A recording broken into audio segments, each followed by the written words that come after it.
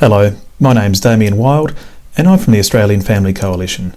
It's great to be partnering with this second video with Full Gospel Business Australia, discussing some very important issues affecting the family. So wherever you're tuning in from, be it Australia, New Zealand, Southeast Asia or beyond, I hope that there's something here of importance to you and something that will benefit you perhaps in your own family. In our last video, we discussed some important challenges facing families, not only internal but external, and we considered family in a couple of different ways. Firstly, the family as an idea, as an institution, basically as the fundamental building block of society. And we also talked about individual families, that is, your family, my family.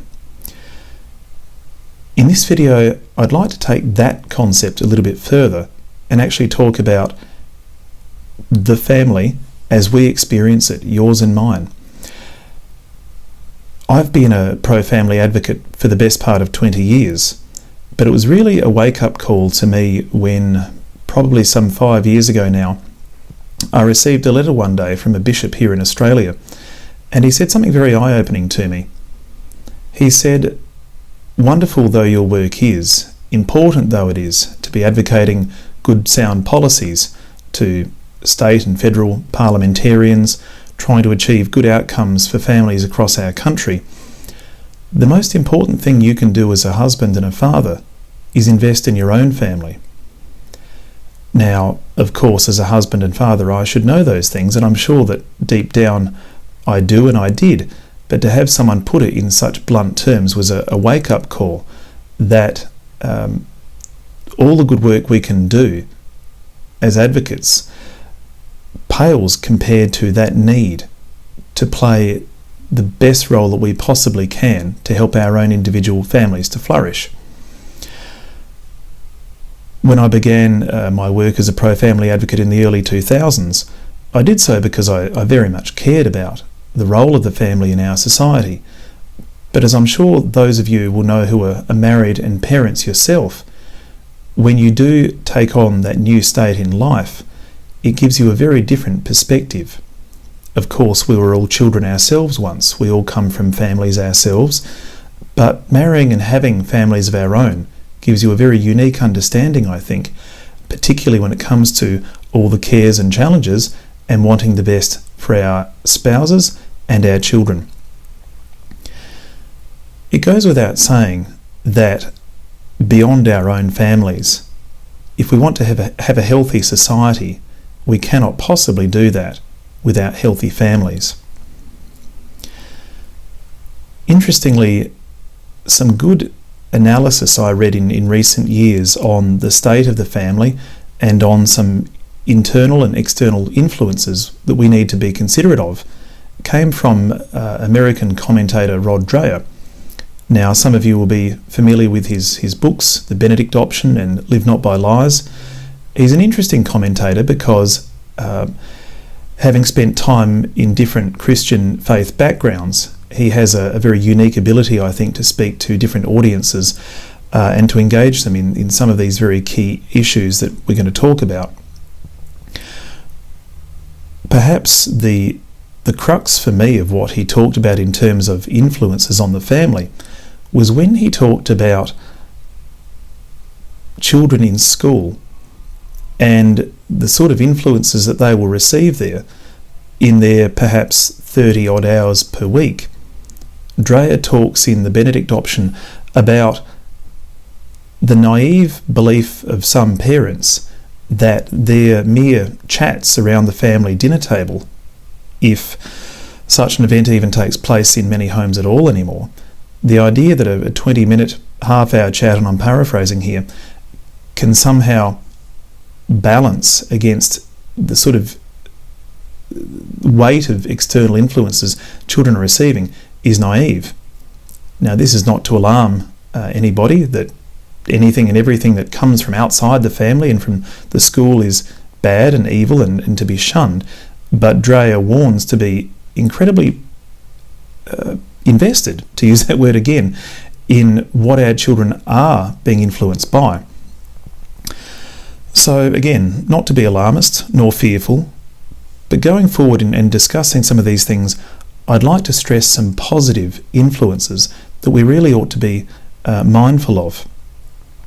The first of these, as we've already broached, is that of education.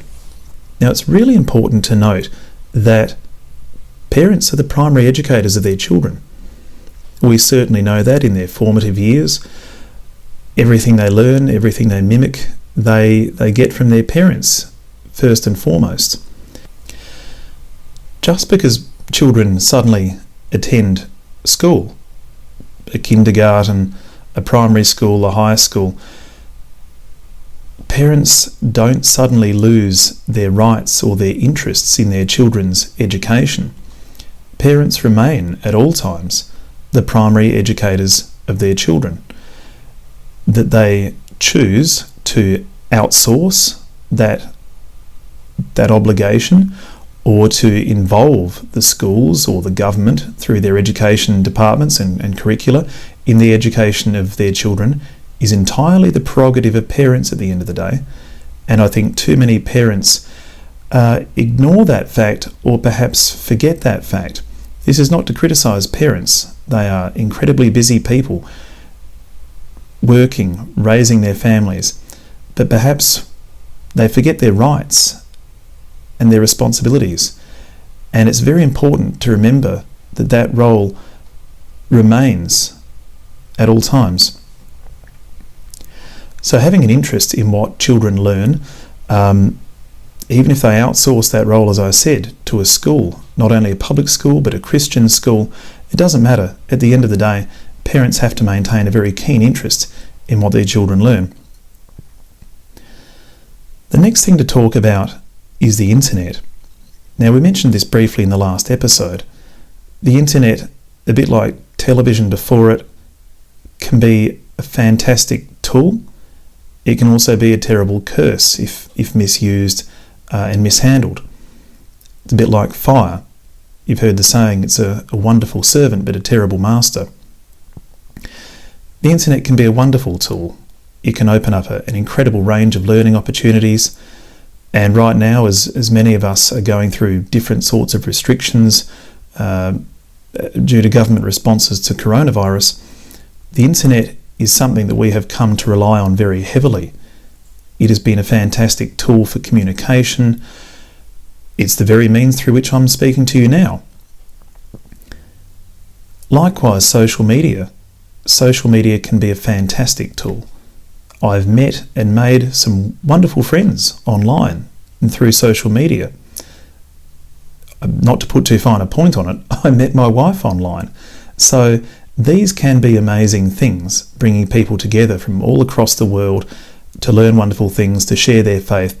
The possibilities are unlimited.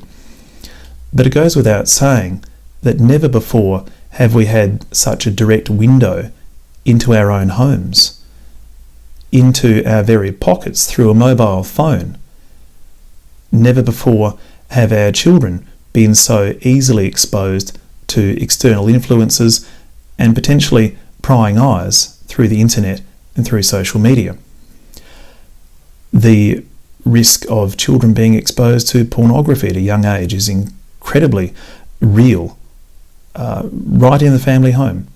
The risk of bullying through social media, which is another modern phenomenon, is very real. I don't say these things to alarm, but simply because parents must be cognizant of these things. Only allowing children to access mobile phones at an appropriate and responsible age. Being mindful of when it's appropriate for them to have an account on social media. Ensuring that family computers are used and maintained in open and public areas of the home. These are all common sense things, but things that we need to constantly remind ourselves of. And let's face it, many of these things are relevant for adults too, not simply our children or our grandchildren. And further to that, I would say a very important point, something I have to remind myself of. Screen time can be an absolute killer on the family. The number of adults I've seen who are addicted to their phones, their tablets, to spending time online, talking to people on the other side of the world, but perhaps neglecting those in their immediate vicinity. It's a very strange modern phenomenon, but it's one that we should be mindful of. These are some very particular issues in and around the family home, but I want to just now touch on some broader factors affecting family stability, because if we want flourishing, healthy families, we need to ensure that at a broader, perhaps more macro level, that we do what we can to try and ensure that the factors are in our favour in terms of creating stable, long-lasting families. As you can imagine, some of the issues around family stability will be economic. Some of these are at a very high level, government policies affecting our abilities to have employment, to easily buy or have a family home, the ability to have a family wage. All of these things affect family formation. The education level of parents is also incredibly important. But what I just want to touch on briefly here and to stress are some of the social conditions that are very important in family stability. One of these is the issue of cohabitation. Now, I've got no doubt that many people will consider it very quaint, the idea that living together outside of marriage or prior to marriage could somehow be in any way bad. And I'm not even discussing the morality of it here.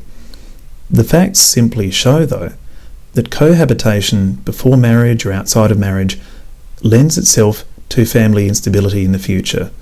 That's a fact. It's been proven time and time again. People who tend to wait for marriage and family formation tend to have longer lasting marriages and more cohesive families. That lends itself to a number of considerations for parents right now. Looping back to our earlier discussion about education, it means that sex education is something that parents need to have a very keen interest in. What your children are learning in their school. Are they being taught everything that would concern you, or are they ideally being taught about the option of abstinence and waiting? And of course, as parents, having these sorts of discussions is going to be incredibly difficult in our modern, highly sexualised culture. But it's something that you're going to need to discuss with your children. Forewarned is forearmed. We can try to cotton wool our children and protect them from the world as much as possible. But at the end of the day, they need to be aware of these influences. Another key factor in family stability is whether parents in a family come from intact families themselves. Now, this is not something that we can often influence. We don't have much say in what our own parents chose to do in the past.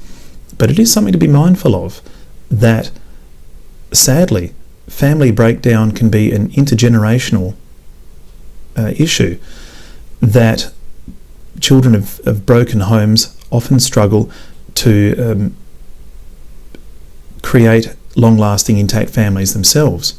This is not a criticism of those people. In fact, I've seen some remarkable instances of people who've come from those challenging backgrounds and have been able to turn their situation around and give their own children that which they did not have themselves. But it is important to be mindful that in creating and maintaining a good family structure, we are setting our children up for every possible success in the future. And of course, I don't think I need to stress too greatly for you as a Christian watching this, the importance of faith, not only as an individual, but within the family. The family has been called by some the domestic church, and that's for good reason. Even at a very natural level, as we touched on in the last video briefly, those who practice their faith within the family will find that family stability tends to follow. It is no guarantee, of course, but studies have shown that parents, particularly those who share a faith and practice it within the home, will find that as a huge factor in family stability. The role of a father, in particular, in practicing his faith within a family is huge. Obviously, for both parents imparting their faith, praying with their children, undertaking rituals as a family of different types is incredibly important. But when a father practices faith within the family and is seen to do so by the children, that is an incredibly stabilising factor, which really, again, can't be overstated. So I guess what I'm saying to you is, consider these things, but particularly as a Christian, make sure you have a very healthy family prayer life, and in all the forms that you choose to worship and practice your faith together, to make sure you do it and to do it regularly. In closing, it's really incredible how people invest so much time and energy into their work, into their hobbies, and into other facets of their life. And none of these are bad things. They're all good when done with the right degree of consideration. But it's astonishing how few people consider investing time in their family, not leaving that as the last thing in the day and almost as an optional add-on. It's something that we all need to be mindful of. And I'm not sitting here to preach to you or to anyone. As a father of 7 children myself, I have to constantly remind myself that my work is important, a bit of downtime and my own outlets are very important, but investing time into my family is, as that man said to me some years ago, the most important work that I can do. We'll have some more to say in our next video, but for now, if you found some benefit from what we've been talking about here in this video today, I do encourage you to visit our website, the Australian Family Coalition website at austfamily.com.au. If you click up the top on the sign up box, you can sign up for our regular free emails. So until next time, I hope you've enjoyed this video and thank you for joining us.